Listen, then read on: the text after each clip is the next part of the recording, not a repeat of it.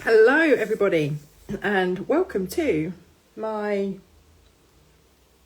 it's not quite my penultimate live, but it's my first live this week, we'll go with that.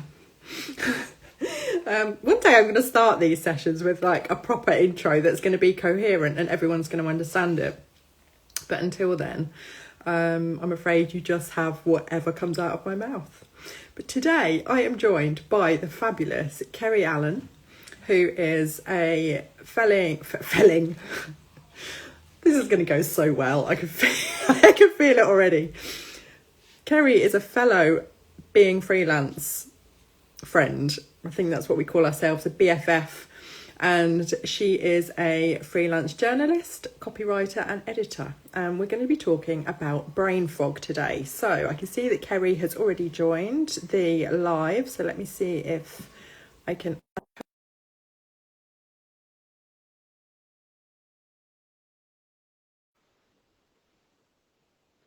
Honestly, like the last 7 days, I've had the worst brain fog. So I think this is coming at the right time. Hello.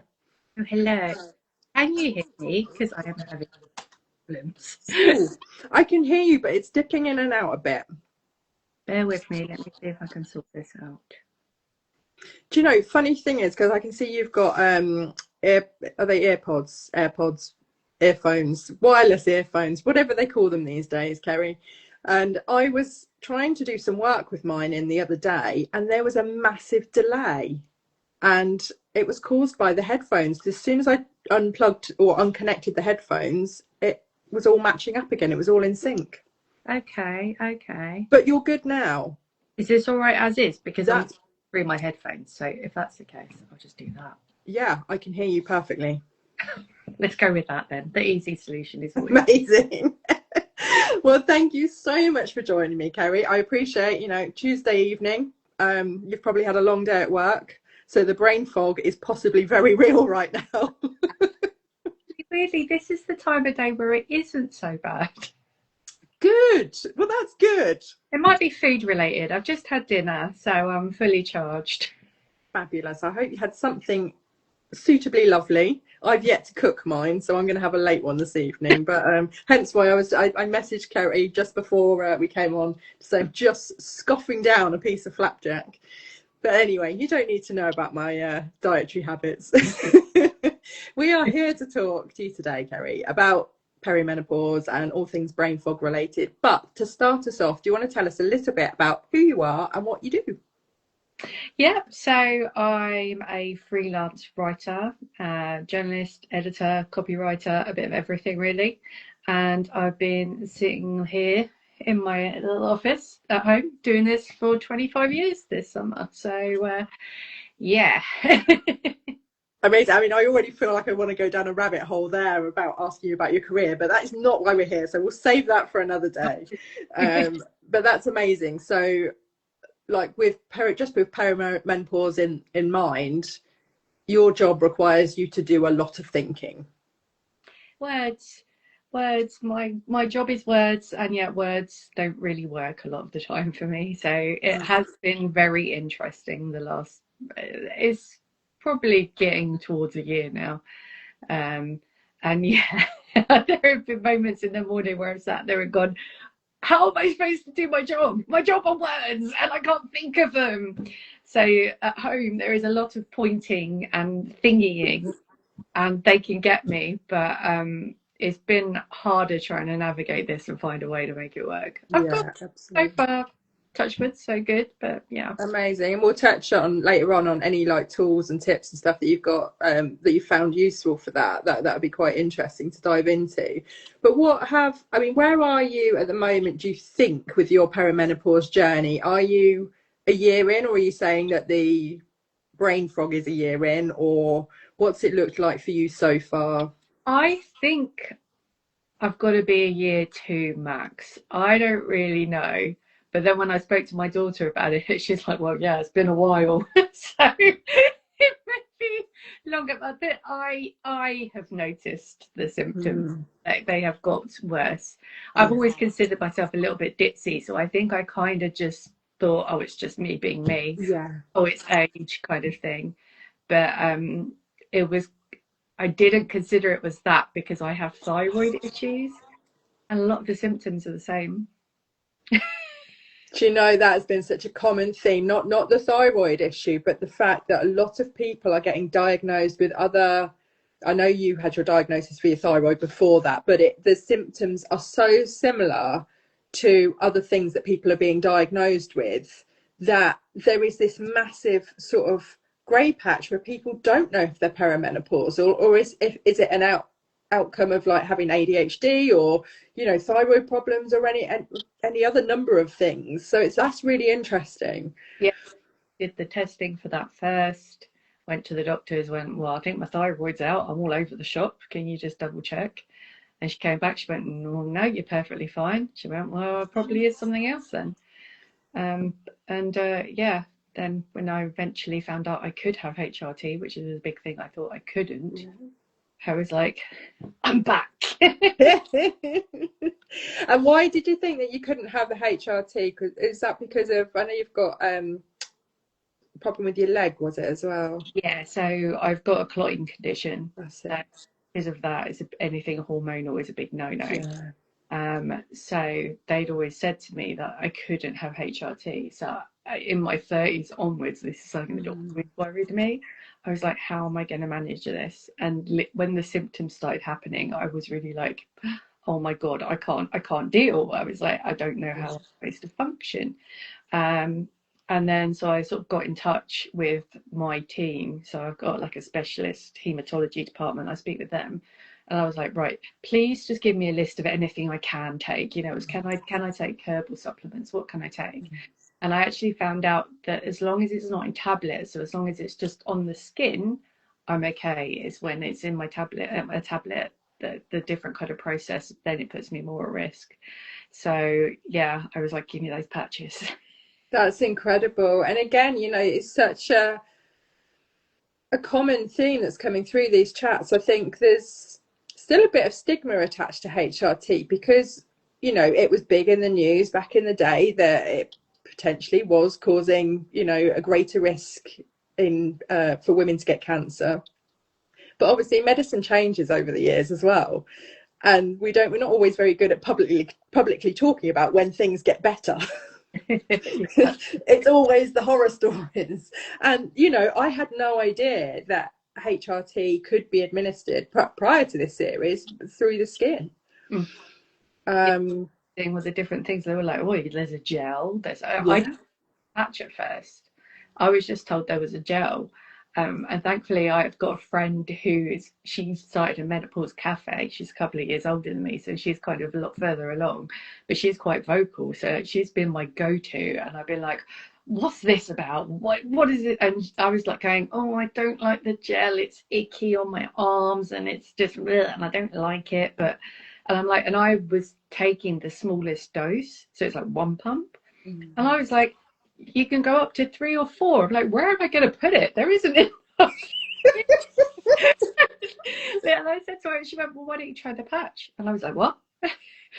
And so then I went to the doctor and I said, is this an option? And they were like, yeah. And then we went through it because I said that I didn't feel like the gel was doing anything either. My symptoms weren't any different. And the woman did say, oh, well, you are on the slowest of low doses. Yeah. So she put me on a higher dose of the patch of what I was on. And literally within days, I was different. And it was brilliant, heavenly. But I think because I've got quite a different relationship with medicine in that I've been on so many drugs since like my early 20s, I'm much more open to it. I'm kind of just like, yeah, just, give it to me. If it's going to do this, I don't care. Brilliant. That is. So what was the biggest difference that you noticed, like when you started taking HRT? Like my moods. Yeah. It was quite entertaining in the first 24, 48 hours. I went from crying on my partner going, you were my ride or die, what happened? To the next day being like, hi honey. And the poor guy didn't know what to do with himself. But within a week, and I still question whether it's like the placebo effect. Yeah. But within a week, I felt more like myself. I was more with it. I was functioning. I was able to focus because, as well as the not remembering things, it's focusing for me as well. Yeah. It's a killer, and being sidetracked in ways that I never used to. Just, something gets your attention. You're like a little magpie. You're like, oh, shiny, Yeah. what's this? And off you go, and you've forgotten about the other 20 things. So, yeah. That's really interesting. So does HRT, have you noticed the difference with the brain fog with HRT, or do you still get brain fog even though you're on HRT? I think, I mean, again, so the patches have probably been a couple of months, so I'm still quite Yeah. early, but I still see a cycle, and I think it's like my natural cycle, but it's much more under control. So it's like 1 week in 4, I have a particularly ditzy Yeah. week, but it's like, oh, I know what it is, and because it's not permanent, I can manage it a lot more. I can cope with that. And it's just, we've got a thing here where we say, oh, it's Kerry week. So I'm just gonna I've made myself the ego.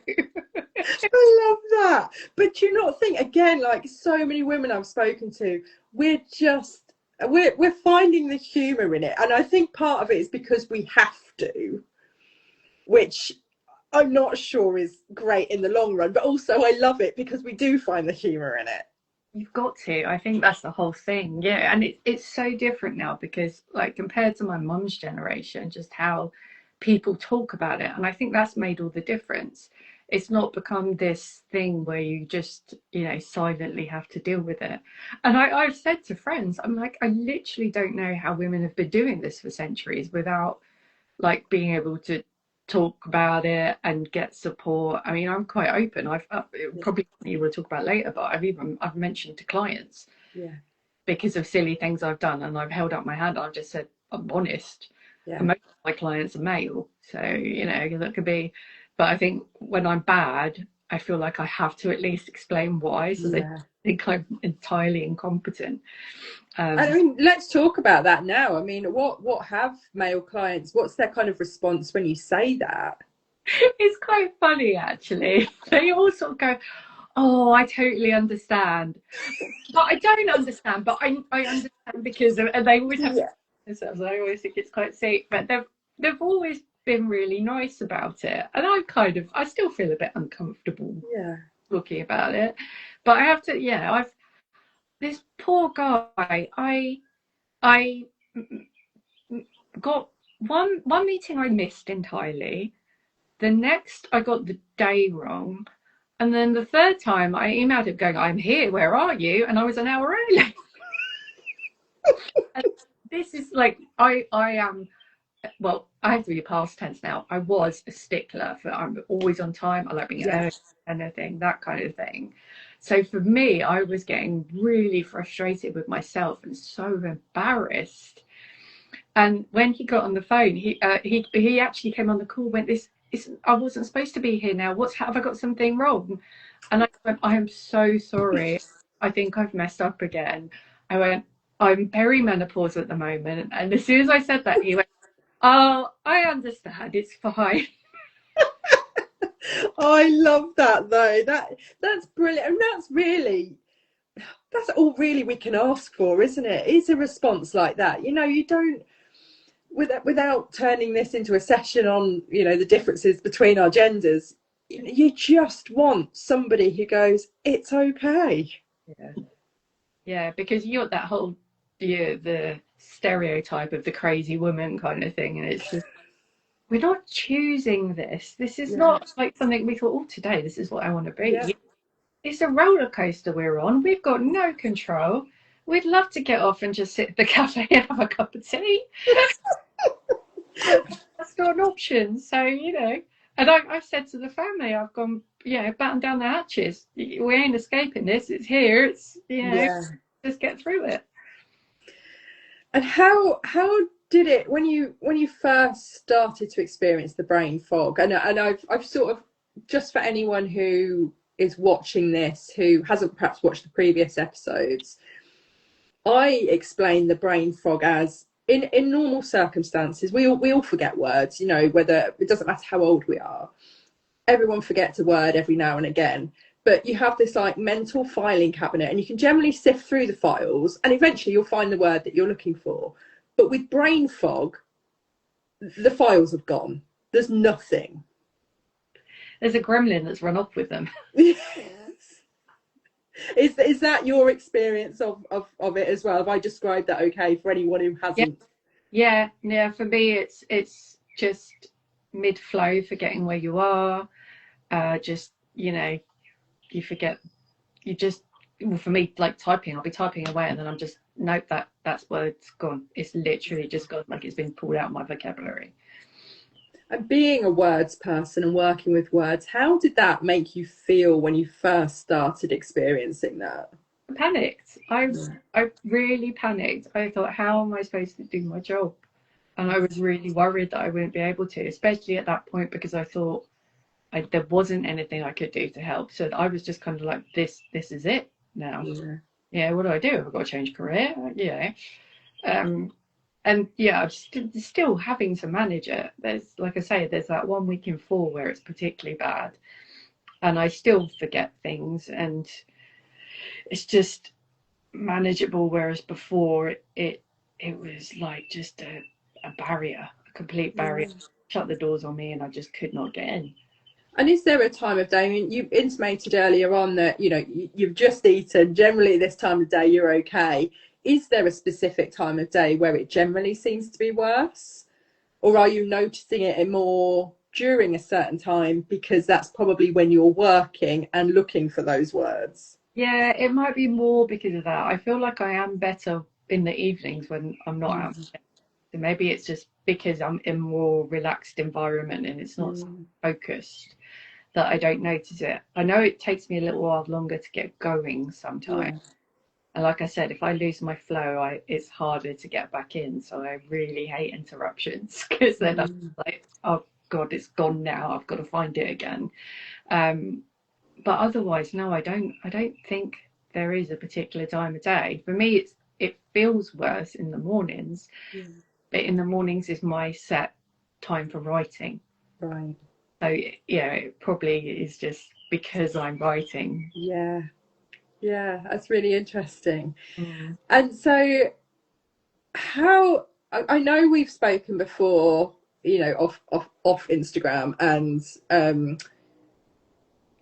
I don't know if I hope you don't mind me saying this out loud. You've told me that you're not very good at marketing yourself.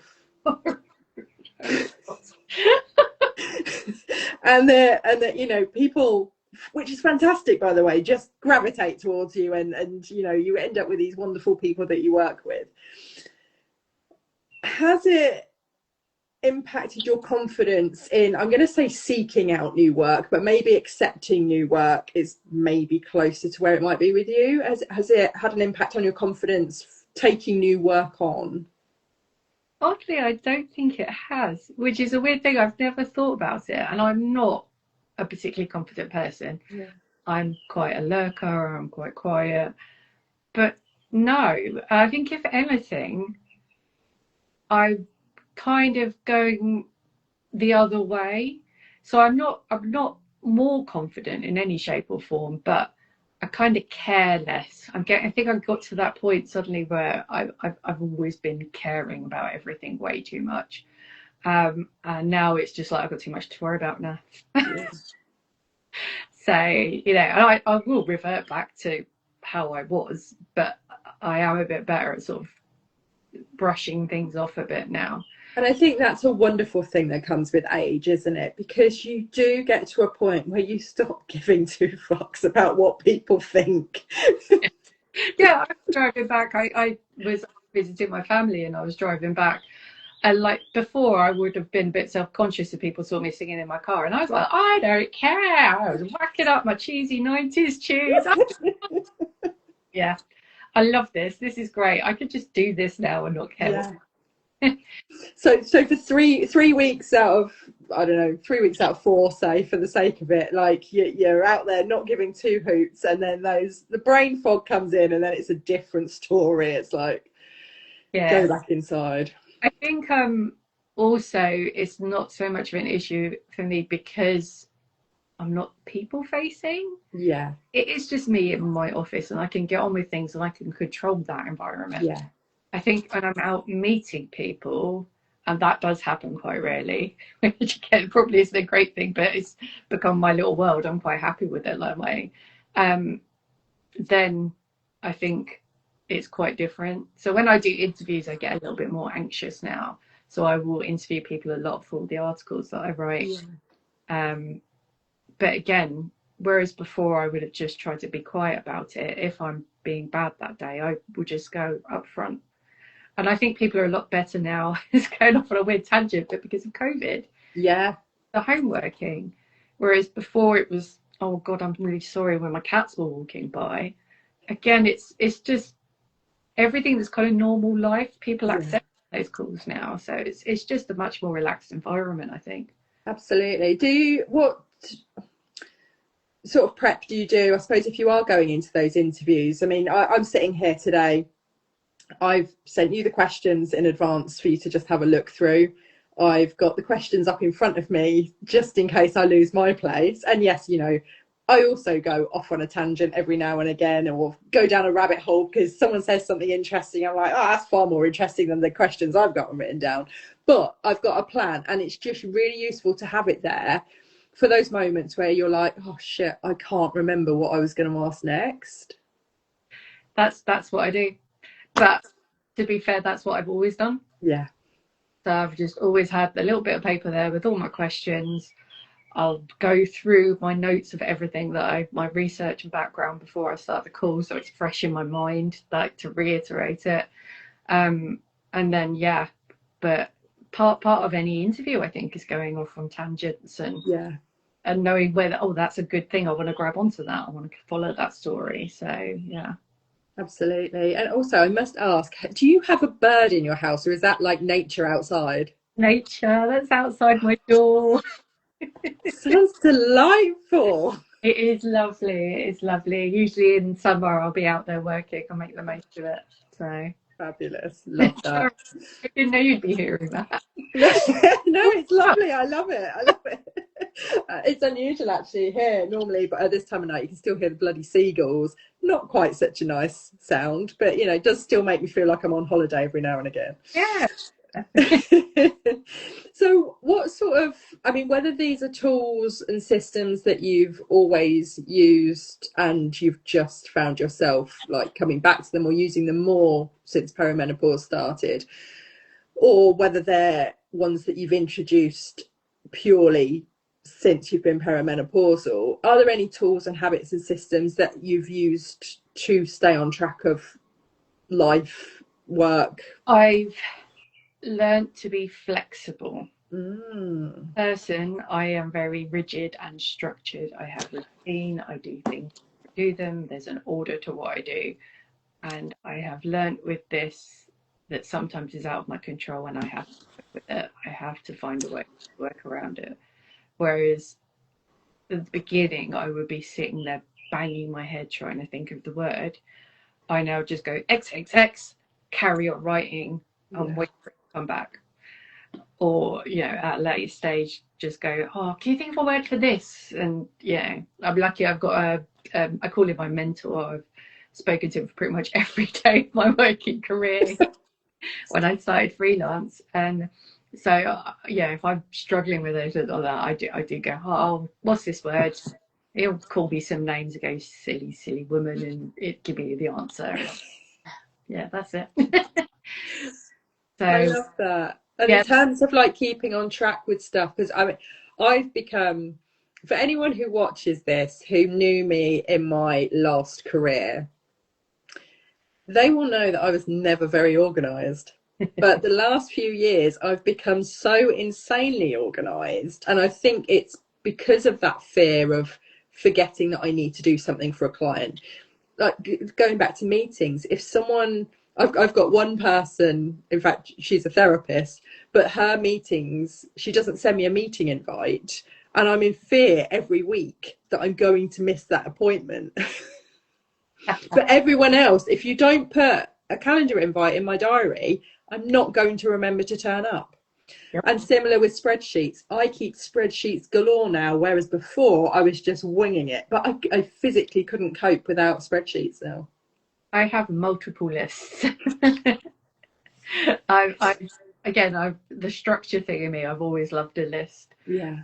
but my lists are so mundane of just, general everyday things Mm-hmm. that like some people do automatically. But if it's not there, I forget about it. And a Yeah. lot of the time I remember things and I will forget them later. So if as soon as I go, oh, I need to do this, I add it to the list. And it could be anything. Oh, suddenly I thought I haven't spoken to that editor in 2 months.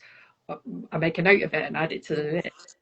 Sometimes that list swallows me up. Yeah. It gets too much because there's so much on there.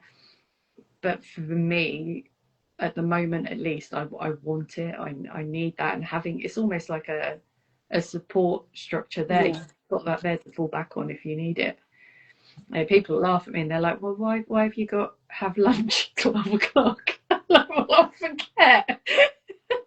I'm not even going to lie to you. I've got breakfast and I've got lunch scheduled on my calendar every single working day. Yeah, just the little things. Brush the cats because I have to brush my cats every day. Like literally anything and everything goes on there. Yeah. Then I know I won't forget it. And I have them scheduled so they repeat as well. Yeah. And then I've also got my Word doc, which is my daily like jobs prioritized for work stuff. Like I've got to get this feature done. I must contact this. I've got to do this research, and I give myself those. So that takes a burden off. I think I get more ditzy when I don't do that because I try Yeah. to put it all in my head and I can't. I literally can't. Yeah. I think that's the biggest thing is actually accepting that this is how you are now, Yeah. going with it and finding ways to work with it. Absolutely. Yeah. 100%. That's great. And I mean, we touched on client communication earlier on, but if you're,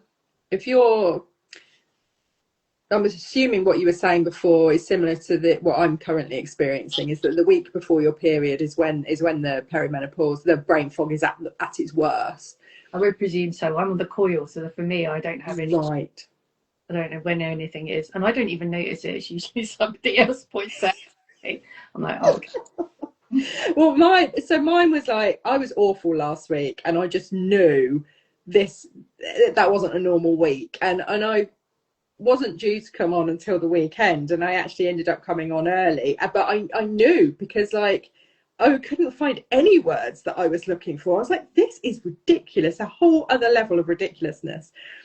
I can't always control when my clients want to have meetings with me. So there were probably some last week that came off the calls thinking, I don't know what I've just witnessed. But the good thing with my clients is that because I largely work with companies in the health, wellbeing and leisure spaces, they are normally 9 times out of 10, the people I work with are females of a similar age to me. So we're all going through it together. I could potentially just say to them, I'm having a particularly bad brain fog week. Can we move the meeting to next week? And I'm sure they'd be okay. I generally go through with it because it just humours me to get their reaction 9 times out of 10. But how do you deal with it, Keri? Because, I'm very conscious we're very different people. Do you manage to, I know you've given some great examples of like what's happened before, but do you try and avoid, I suppose it is hard if you're on the coil and you don't really know, but can you try and avoid booking meetings, or do you just because stay as normal? I've not actively noticed when I'm bad a lot of the time.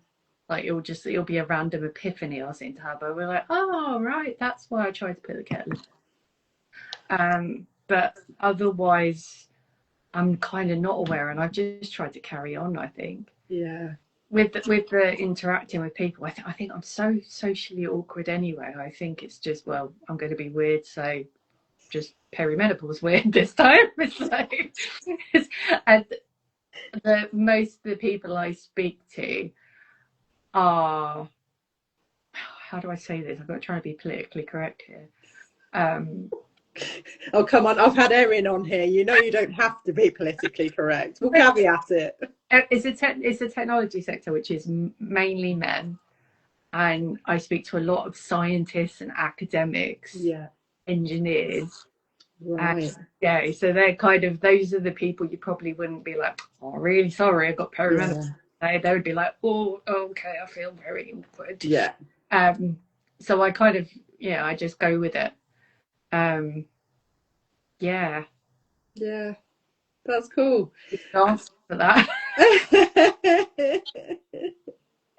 And how do you manage your energy levels? Because mine certainly are a bit all over the place at the minute. I'm back into the habit of needing to take an afternoon nap every now and again. Or are you? I watched your chat with Erin, and I cannot nap. I'm so jealous of you guys. If only I could nap. I try and nap at any point for any length of time, and I am such a groggy mess with a headache for the rest of the day. So yeah, but I deal with it with chocolate. Fine. If it works, it works. Perimenopause weight issue now as well.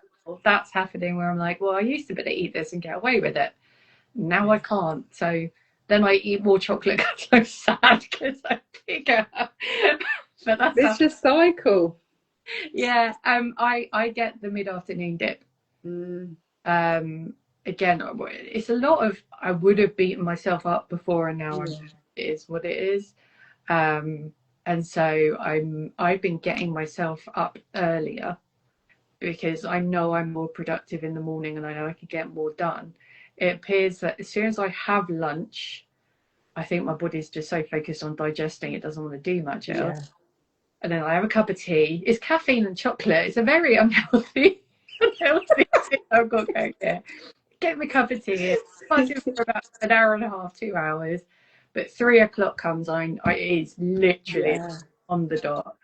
And I was going. I've been decanting the chocolate rather than bringing a packet to me. So I have the mid-straws out and just have something sweet. But this week is my first week. I'm trying just to have some nuts instead, because I heard like nuts kind of good for energy. But you know, so yeah, I try. I just go, well, I know I need something. And if it's Have you tried dark chocolate? Yeah, it's not nice. It's not meant to be as nice. I know. Because the trick is with dark chocolate is because it has got that slightly more bitter taste to it, you naturally don't want to eat as much of it. So therefore, and also dark chocolate is obviously, it's good for you. So that's how I convince myself that, you know, I can still eat chocolate and not feel guilty. But I'll have 2 squares of dark chocolate every evening, and that's my sweet fix for the day. And because it's so bitter, you don't want any more than 2 squares, and those 2 squares are doing good for you. So it's a phase where I did, and then suddenly, I discovered gluten-free cookie dough. And then, is it? I'm an appetizers dream. That's my problem. We watch anything on telly, any restaurant, I suddenly need to go there. Any snack, I'll be like, I need a Greggs sausage roll. I haven't had a Mars bar in ages. And then literally I will have that in my head and I'll be wanting it. And because I'm supposed to be gluten-free, I'm very bad at sticking to it, which impacts my energy levels. There's a company that came out with this, you just bake them straight away, little cookie dough balls. And they're gluten-free and they taste like real cookies. And oh my gosh. So that doesn't, I don't help myself. I'm slowly getting there. I'm getting to a point where I'm like, I know I will get better and I will, rein in my urges a bit. But I think when I'm struggling a lot, or even just with work when I'm busy, there is no point in making myself miserable by taking those things out. If that's all that will help me. And I'm guessing as well, I mean, I might be wrong. I'm trying to remember back from our conversation when we were in Poole last month, the month before. When was that? Was it last month? Yeah, it was last month. With the blood clot issue that you've got, does that prevent you from exercising? It does. Yeah, it's it's so awkward to like explain, and even even the doctors don't get it, because I was talking to somebody earlier today actually, and a specialist told, I asked what could I do, I want to exercise.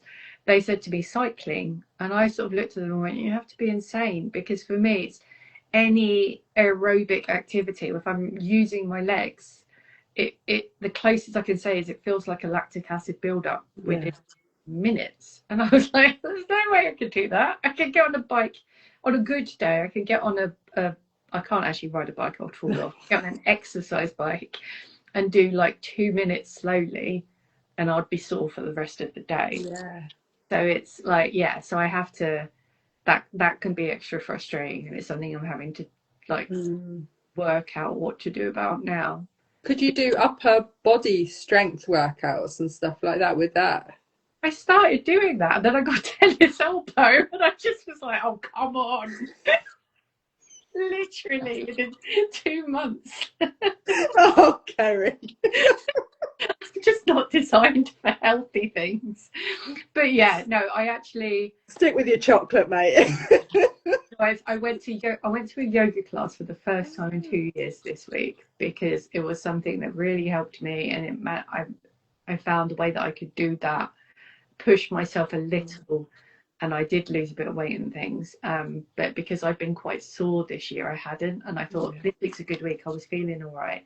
I went, I want to try, and I was really worried about going in case I was there for 10 minutes. I went, and I did it, and I actually lasted the whole class. Oh, well I done. thought about calling her quite a few names when she tried to make me do squats, but I did that, and I felt so good for actually having kind of physical exercise. So it's definitely something I'm going to keep trying to do.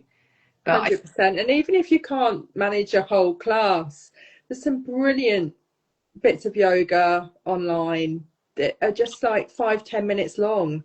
And I just think if you're, as long as you're, we a lot of perimenopause is about being kinder to yourself. And if you quite frankly, if you're not interested in exercising, that's okay as well.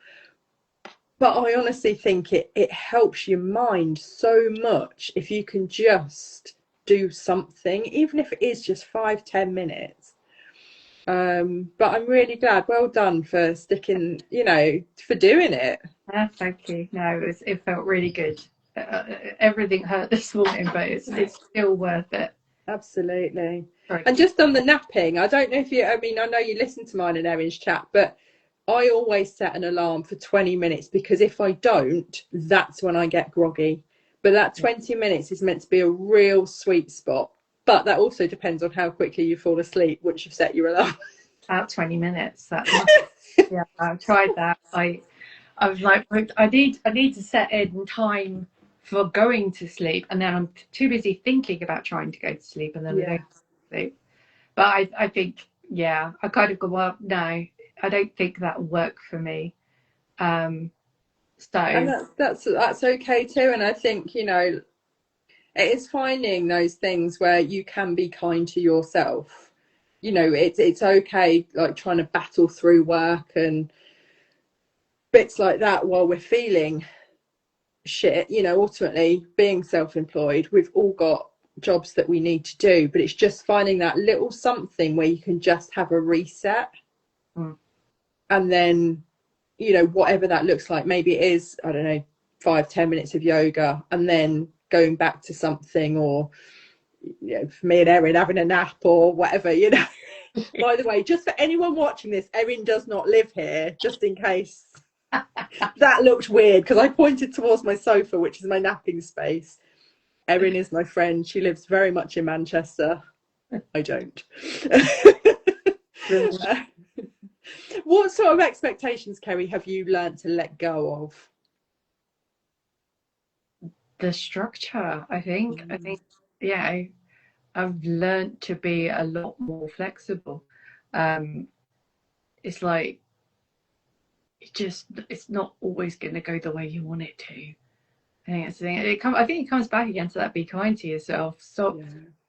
Sometimes you can just keep going in the direction that's going to not happen. So it's like, right, what can I do instead?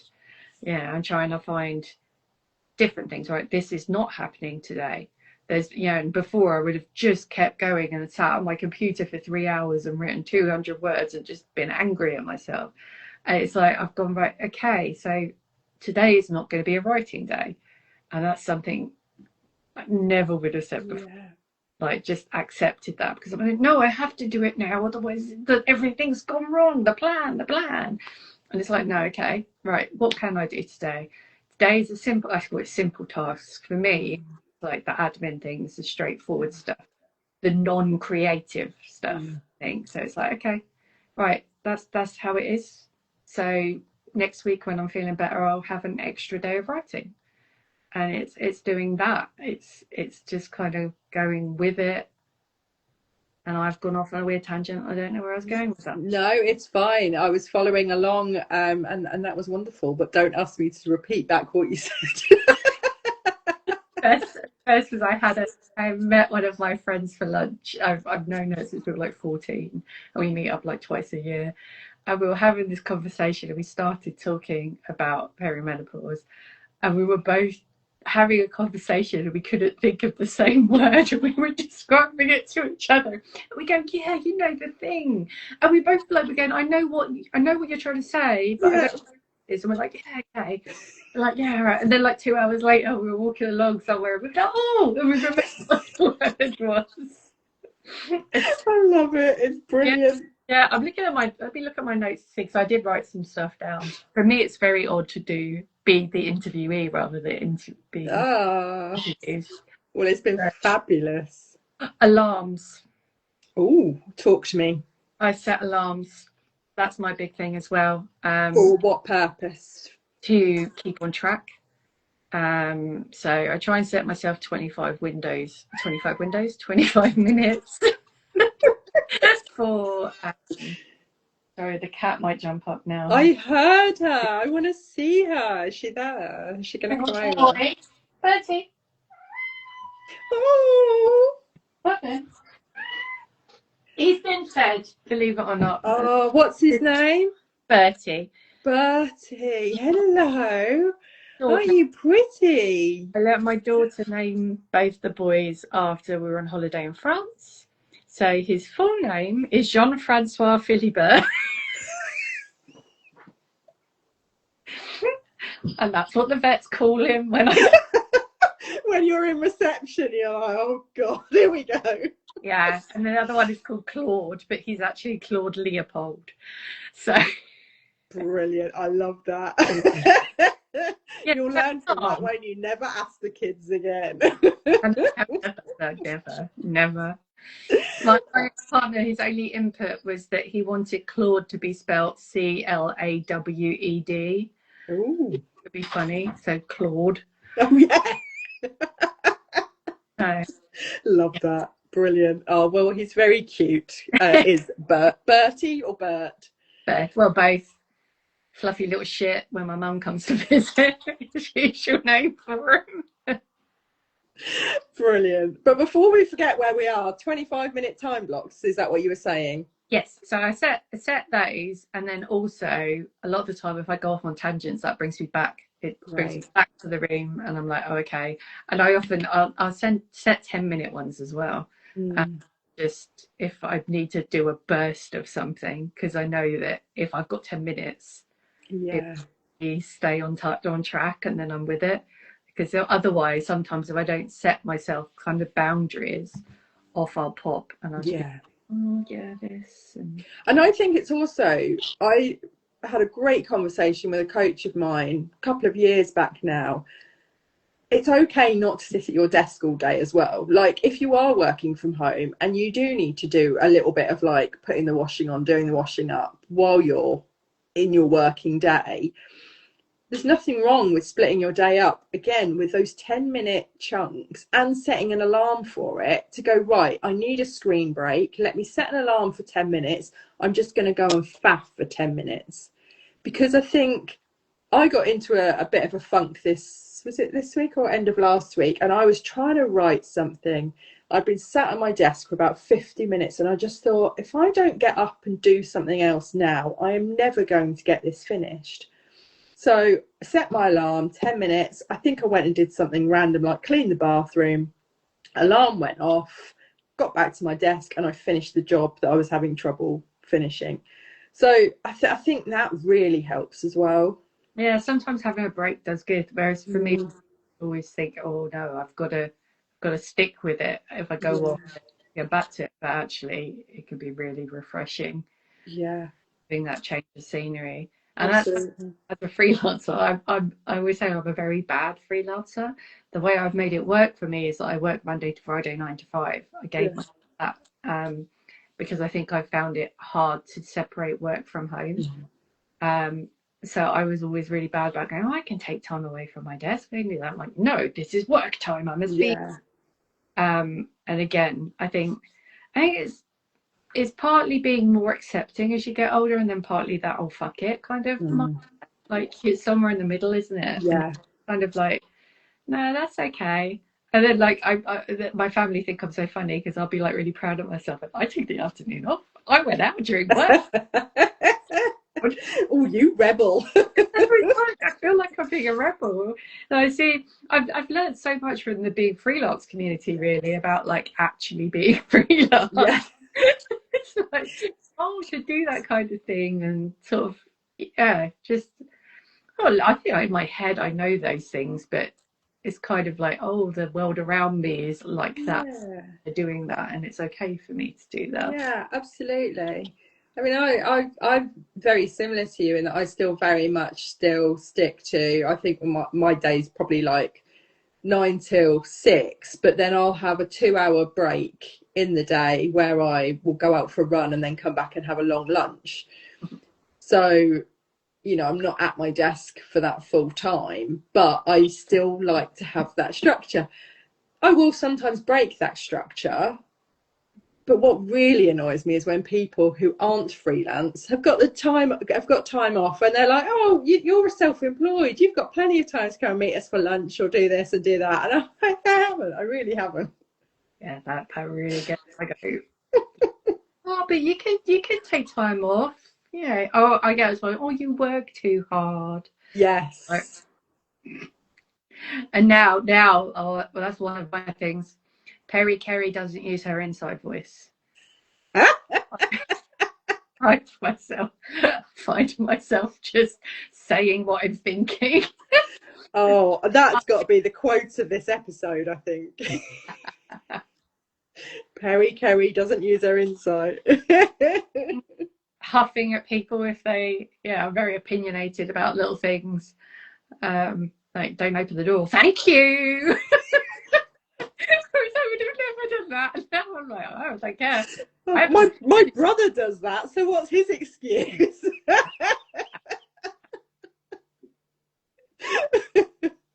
he physically tuts at people in the street. Anyway, we digress. But one last question, Keri, before we wrap this up. What's one thing you'd love women to know about navigating brain fog whilst running a business? It is the work with it, not against it. Don't fight it. Be accepting, be kind to yourself, and be flexible. And also, it's not so much a work thing, just in general, find other women that are around and just chat with them because, yeah, I like I said, I'm really open. I talk to my family, but at the same time, it's nice to actually talk to other women that are going through it or gone through. Be like, oh my god, and just like talk about random thing. I'll leave you with this anecdote because this is one of my best Keri moments. I drove 2 hours to my friend's house to visit, and I only had one sock on.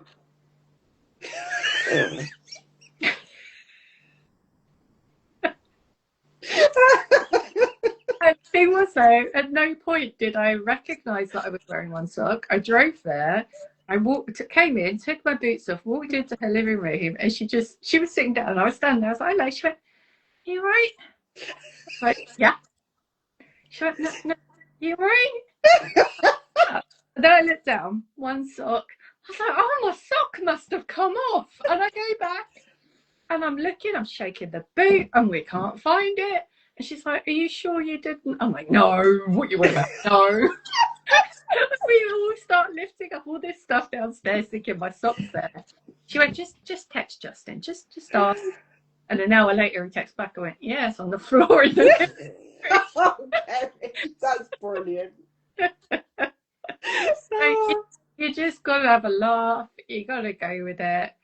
And the only other thing I'd say is people, and again, it's another general thing actually, people are just much more understanding than you might think. You don't have to hide it. You don't have to be ashamed of it. Yeah. 50% or whatever we are of the women, you know, the world, Yeah. and we're all going to go through it at some point. Absolutely. And yeah, we're human, and I think people get that a lot more now, and they'll just go, okay, you're much better at being open and honest about it than hiding it, because then they'll understand if there's a reason you're doing something silly, rather than just thinking you're a rude cow that keeps cancelling appointments. Oh dear, I love it. Oh, I'm gonna laugh about the sock all evening now. So thank you for that. That was priceless. Well, Keri, thank you ever so much for joining me. It's been an absolute pleasure talking to you, and thank you for sharing your story with us as well. Hopefully it's helped some people out there. I'm back on Thursday having another chat with Jenny Holiday, who was actually the first guest on this series, but we had massive tech issues. So we went through the whole Instagram live and it didn't save. Well, it did, but it saved without audio. So we're coming back for take 2. So hopefully it'll work this time. So that's Thursday lunchtime for anyone who's around. Thank you for those who've tuned in, and for anyone who watches this on catch up as well. Thank you very much for listening. Keri, again, it's been a pleasure. Enjoy the rest of your evening. I'm now off to cook. I'm going to go have some cookie dough. Enjoy! Thank you so much. Take care. Bye.